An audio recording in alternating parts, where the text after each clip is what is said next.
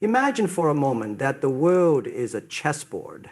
Every move, every piece, every strategy has consequences not just for the players, but for everyone watching. Now, think about the Middle East, a region where one statement, one decision, or one strike can shift the entire balance of the game. Today, we are standing at one of those critical moments. Netanyahu has threatened Qatar with more strikes, and the question before us is not only what happens next for them, but what happens next for all of us. You see, when we talk about Qatar, we are not just talking about a small Gulf nation. We are talking about energy that lights up homes in Europe, diplomacy that keeps channels open between rivals, and alliances that shape the balance of power in the world. This is no longer just politics. This is about how a single action can ripple through economies, societies, and futures thousands of miles away. What I want to share with you today is not fear, but perspective, because in every threat, there is also a lesson. In every conflict, there is also a choice. And in every challenge, there is also a chance for leaders, nations, and people like you and me to see the bigger picture. So as we begin, I ask you to keep your mind open, your curiosity sharp, and your focus strong. Because by the end of this journey, you will not only understand what is happening in the Gulf, but also why it matters to your life, your business, and your future. This is not just about Qatar or Israel. It's about the story of how power, energy, and diplomacy shape the destiny of the world. And together, we're going to uncover it. The escalation of tensions in the Gulf represents more than just a heated exchange of threats between leaders. It is the gradual buildup of uncertainty that can shake not only the Middle East, but also the wider global community. When Netanyahu openly threatens Qatar with further strikes, he is not simply sending a message to Doha, but to the entire region. Such declarations ignite fears of instability across a part of the world already marked by fragile balances, unresolved disputes, and overlapping rivalries. The Gulf has historically been a stage where the smallest spark can trigger a chain reaction, and in this case, the threat points to a potential widening of conflict that could spill far beyond Israel and Qatar.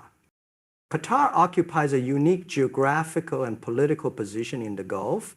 It has maintained an active diplomatic presence, often positioning itself as a mediator in regional disputes, while at the same time nurturing ties with powers like the United States, Turkey, and even Iran.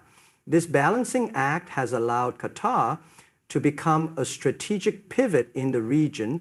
When Israel issues threats, it undermines this delicate equilibrium and introduces a level of unpredictability that neighboring states will struggle to navigate.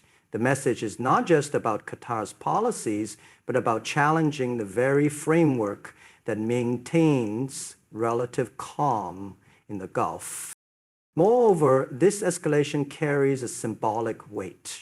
Israel's aggressive stance reflects its broader posture in the Middle East, where deterrence is central to its strategy. But by extending threats toward Qatar, a country that is not directly part of the frontline conflicts, Israel risks opening multiple fronts and pushing neutral or moderating states into reconsidering their positions. The Gulf monarchies, already divided on how to approach both Israel and Iran, will interpret these threats as signs that the conflict is no longer confined to the familiar battlegrounds of Gaza, Lebanon, or Syria. Instead, it could touch the economic and political heart of the Gulf itself. For Europe and other global stakeholders, such escalation means heightened volatility in a region critical to energy flows, trade routes, and global stability. The Gulf security has always been a shared interest, but Netanyahu's threats cast uncertainty over the collective ability to preserve peace. Every statement, every strike, and every retaliation in this tense environment magnifies the risk of miscalculation, which in the Gulf's complex web of alliances and hostilities could transform a political dispute into a wider regional crisis. Qatar's strategic importance cannot be overstated, and it is precisely this significance that makes Netanyahu's threats resonate so strongly beyond the immediate Middle East. Located on a small peninsula in the Persian Gulf, Qatar is geographically modest, yet it wields an outsized influence both regionally and globally. At the heart of its importance is its role as one of the world's largest suppliers of liquefied natural gas, a resource that powers economies across Europe and Asia. With Europe already grappling with energy insecurity in the aftermath of shifting supply chains, any disruption in Qatari exports would send shockwaves through international markets, driving up prices and creating ripple effects far from the Gulf. This alone elevates Qatar from being just another small Gulf state to a critical player in the global energy equation. Beyond energy, Qatar also holds political and diplomatic weight. It has carved out a niche as a mediator in conflicts, whether between Palestinian factions in the Taliban negotiations or in broader regional disputes. Its ability to maintain dialogue with actors that often stand on opposing sides has positioned it as a bridge builder, a role few others in the region can claim. Threatening Qatar is, therefore, not only about military pressure, but about undermining a rare channel for diplomacy in one of the world's most volatile regions. Should Qatar's stability be compromised, the region would lose an important voice of mediation that has often been critical to preventing conflicts from spiraling out of control. Another layer of Qatar's importance lies in its hosting of the largest U.S. military base in the Middle East, Al Udeid Air Base. This installation is a cornerstone of American military operations in the region, supporting missions that stretch from Afghanistan to Syria.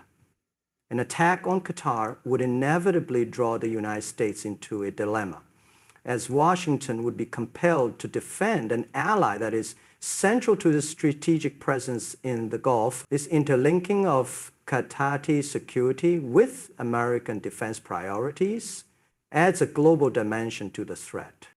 Qatar has also invested heavily in cultivating international partnerships, from economic ties with Europe to sports diplomacy on the global stage, most visibly through hosting the FIFA World Cup. These efforts have reinforced its image as a country punching far above its weight, blending soft power with hard strategic assets. Any direct threat to Qatar jeopardizes not just its own security, but the stability of the systems and networks it has integrated itself into, meaning that Netanyahu's warnings reverberate far beyond regional politics, touching global energy markets, Western security calculations, and the fragile architecture of diplomacy in the Middle East. Regional reactions to Netanyahu's threats against Qatar are perhaps one of the most critical aspects in understanding the trajectory of this unfolding situation. The Middle East is a region where alliances are often fluid, shaped by overlapping interests, rivalries, and historical mistrust. When a state like Israel issues threats against Qatar, every neighboring power evaluates how such a development fits into their own strategic calculus. But for Saudi Arabia, the issue becomes particularly complex. Riyadh has been gradually normalizing relations with Israel, yet it also maintains a delicate partnership with Qatar as part of the Gulf Cooperation Council. Any escalation that destabilizes Qatar would put Saudi Arabia in a difficult position, balancing its quiet engagement with Israel against its responsibility to preserve stability within the Gulf. The United Arab Emirates, another country that has normalized ties with Israel, also has much at stake. Abu Dhabi views itself as a rising regional power, but Qatar's energy dominance and international partnerships often put it in direct competition with the UAE. A conflict involving Israel and Qatar could destabilize the Gulf's fragile balance, potentially undermining the UAE's carefully cultivated image of stability and prosperity. Both Riyadh and Abu Dhabi would therefore weigh the risk of siding too openly with Israel against the potential fallout of alienating their Gulf neighbor. Iran's reaction is more predictable yet no less important. Tehran has positioned itself as a defender of smaller states facing Israeli aggression, and any threat to Qatar would likely be framed by Iran as another example of Israeli overreach. Given Qatar's cautious ties with Iran, particularly managing their shared gas field in the Persian Gulf, Tehran could exploit the situation to deepen its influence and position itself as a security partner. This dynamic raises the stakes significantly, as Israeli threats against Qatar could inadvertently strengthen Iran's role in the Gulf. Turkey, too, cannot be overlooked. Ankara has strong ties with Doha, both economically and militarily, and has consistently defended Qatar during times of crisis, such as the Gulf blockade in 2017. Turkey would likely view Netanyahu's threats as an opportunity to reinforce its presence in the Gulf, offering Qatar political backing while also challenging Israeli influence in the region. These varied reactions underscore that threats against Qatar do not exist in isolation. Each regional power interprets such developments through the lens of its own ambitions and fears, making the possibility of escalation not just a bilateral matter, but a regional equation where missteps could alter the balance of power across the Middle East. Global energy security is perhaps one of the most immediate and tangible concerns tied to any threat against Qatar. As the world's leading exporter of liquefied natural gas, Qatar is not just a regional player, but a cornerstone of the global energy market. Its LNG supplies are critical to keeping homes warm in Europe, fueling industries in Asia, and stabilizing energy prices in global markets. Any sign of instability that could disrupt production or transport from Qatar would trigger sharp rises in energy costs, affecting millions of people worldwide and putting pressure on already fragile economies. For Europe in particular, which has been working to diversify away from dependence on Russian energy, Qatar represents a vital alternative source. Threat of conflict that could cut off or endanger this supply chain introduce a level of insecurity that Europe cannot afford. The strategic importance of Qatar's LNG extends beyond supply volumes. Unlike oil, which has multiple exporters that can fill temporary gaps, LNG markets are less flexible and more sensitive to disruption. Infrastructures such as liquefaction facilities, shipping routes, and receiving terminals cannot be easily substituted. The Strait of Hormuz, which serves as the main artery for much of Qatar's LNG shipments, is one of the most geopolitically sensitive waterways in the world. Any escalation involving Israel and Qatar could heighten risks in this corridor, sending insurance costs for tankers soaring and making shipping far more expensive.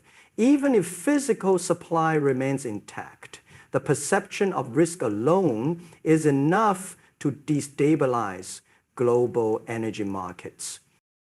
Another layer of complexity is the timing. Global demand for energy is rising as economies recover and shift towards new energy frameworks, yet traditional fossil fuels still hold enormous sway over global stability.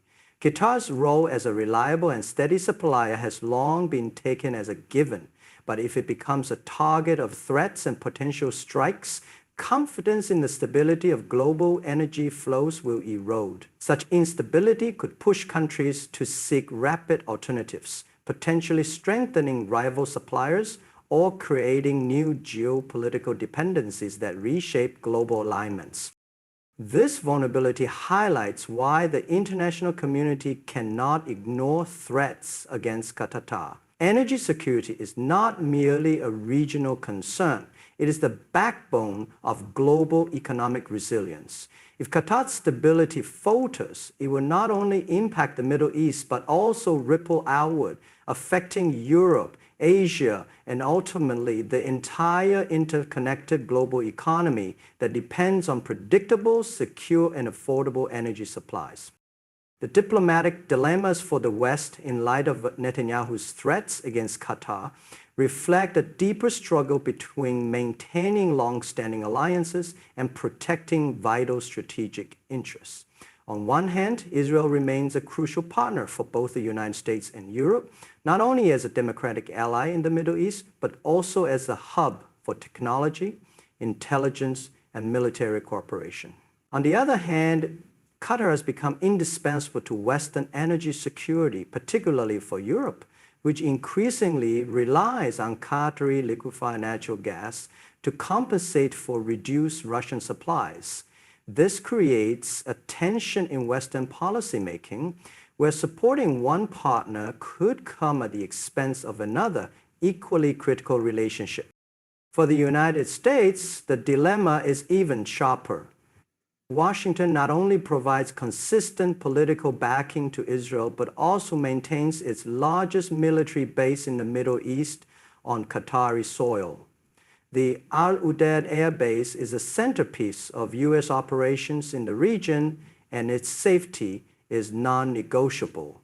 Any escalation that threatens Qatar automatically raises questions about American credibility in protecting its allies and the security of its military infrastructure. If the U.S. leans too heavily toward Israel in this dispute, it risks undermining trust with Qatar and potentially jeopardizing the very foundation of its presence in the Gulf.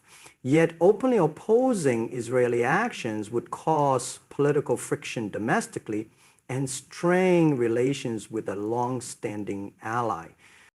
Europe faces its own set of challenges. As a bloc deeply dependent on external energy supplies, European countries cannot afford to see Qatar destabilized. At the same time, many European governments maintain strong historical and political ties with Israel. The dilemma becomes one of balance, condemning escalation while avoiding the perception of taking sides. Diplomatic neutrality may not be sustainable if tensions boil over, forcing European leaders into difficult decisions that could refine their alliances in the region. Another aspect of this dilemma lies in public opinion. Western societies are increasingly vocal about Middle Eastern conflicts, and governments must navigate the pressures of both domestic audiences and international expectations. If the situation escalates, leaders in Washington, Berlin, Paris, and London will be pressed to explain where they stand and why. The balancing act between moral responsibility, energy security, and strategic alliances is delicate, and any miscalculation could weaken Western influence in the region, while strengthening other powers such as Russia, China, or Iran, who may step in to fill any diplomatic vacuum left behind. Possible scenarios ahead following Netanyahu's threats against Qatar range from dangerous escalation to cautious diplomacy, and the choices made in the coming weeks will shape not only the Gulf, but also global stability. One possible outcome is direct military escalation, where Israel follows through on its threats and launches limited strikes against Qatari assets. While such actions may be intended as demonstrations of power rather than prolonged campaigns, they would instantly provoke regional and international backlash, pulling in states that view Qatar as strategically indispensable.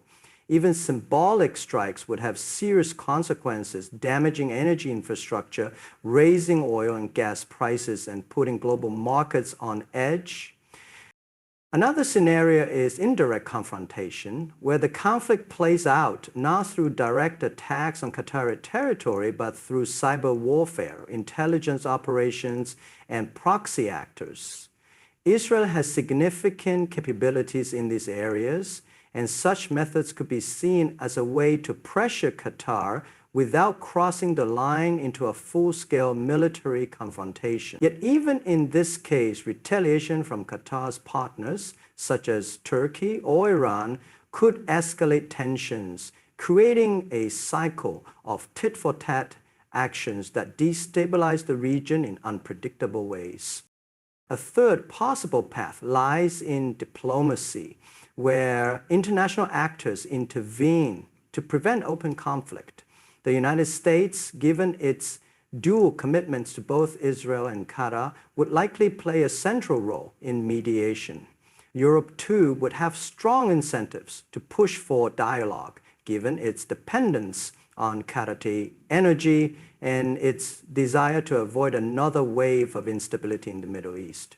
Multilateral platforms, such as the United Nations or regional bodies like the Gulf Cooperation Council, could be mobilized, though their effectiveness would depend heavily on the willingness of both Israel and Qatar to engage. There is also the possibility of Qatar leveraging its global partnerships to deter Israel from acting. By strengthening its ties with powerful allies like the US, Turkey, and even maintaining open channels with Iran, Qatar could raise the diplomatic cost of any Israeli strike to a level that makes it unattractive. In this sense, deterrence could come not from military strength, but from the strategic web of alliances that Doha has cultivated over decades. Ultimately, the future could involve a mix of these scenarios. Periods of heightened tension punctuated by international mediation efforts. The unpredictability of Middle Eastern politics means that even minor miscalculations could spark wider crises, making the need for careful diplomacy more urgent than ever. Ladies and gentlemen, as we have explored together, Netanyahu's threats against Qatar are not isolated remarks, but signals of a broader storm brewing across the Middle East. The escalation of tensions in the Gulf, Qatar's strategic importance, the varied regional reactions, the fragility of global energy security, the diplomatic dilemmas facing the West, and the uncertain scenarios ahead all remind us of one truth.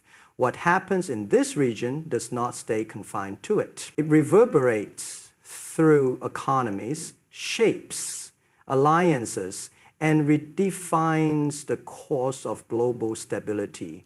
The world is now at a crossroads, whether to allow confrontation to dictate the future or to lean on dialogue, cooperation, and wisdom to prevent a wider crisis. I encourage you to reflect not only on the risks, but also on the opportunities that lie in this moment. Every crisis holds within it the seed of transformation, and it is in times like these that the choices of leaders and the awareness of citizens can shift the direction of history. Thank you for giving me your time and attention today. I wish you all continued growth, resilience, and clarity in navigating the complexities of our world. Good luck in your endeavors, and may peace and wisdom guide us all forward.